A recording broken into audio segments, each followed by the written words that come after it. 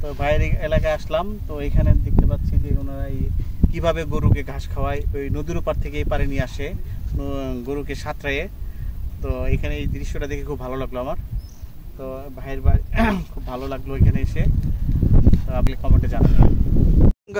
আপনার বাড়ি কোথায়? আমার বাড়ি 8 বাজে কাকা, এই যে এই চরে না? তো এখানে যে অনেক গরু দেখছি, এই গরুগুলি কিভাবে নিয়ে আসেন আপনারা? নদী সাঁতরায়ে নিয়ে আসেন এখানে ঘাস খাওয়াতে।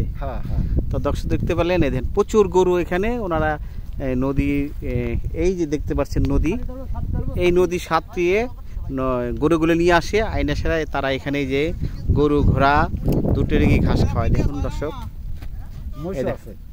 মহিষও সাঁতরায় নিয়ে আসে। দর্শক দেখতে পেলেন। ওয়ালাইকুম আসসালাম। ভাইয়ের বাসাটা কোথায়? আমার বাসা শিবতলা। শিবতলা। তো আপনারা তো এখানে দেখছি প্রচুর ওই গরু আছে, ঘোড়া আছে, এইভাবে কিভাবে নিয়ে আসেন আপনারা এখানে? এই যে গরু মনে করেন নদীর সাঁতরায় গরু সব লোক নিয়ে আসে, আমরাও নিয়ে আসি। এই যে গরু দেখতেছেন, হ্যাঁ দেখতে পাচ্ছি। চর মাঠ ভরা ফসল আবাদ হয়, এখন আবাদ হচ্ছে না। এখন চর ফাঁকা পড়ে রয়েছে, গরুর মানুষ রাখতেছে আমাদের এলাকার লোকজন এখানে।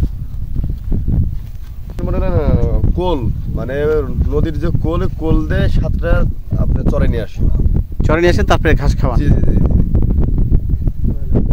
সাথে পরিচয় হলো। দর্শক দেখতে পেলেন এরকম দৃশ্য, ঘাস খাচ্ছে নদীর ওপারে গিয়ে। এটা দেখে আমার খুব ভালো লাগছে। কৃষকরা কত কষ্ট করে এখানে, দেখতে পাচ্ছেন কত সুন্দর সুন্দর বক করছে।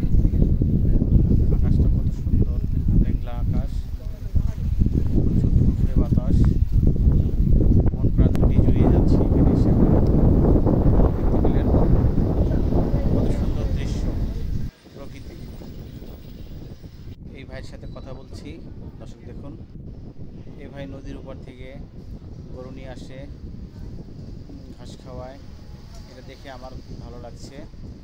তো দর্শক দেখতে পেলেন, যারা এই জায়গাটা এখনো আসেননি তারা এসে ঘুরে যাবেন। এটা হচ্ছে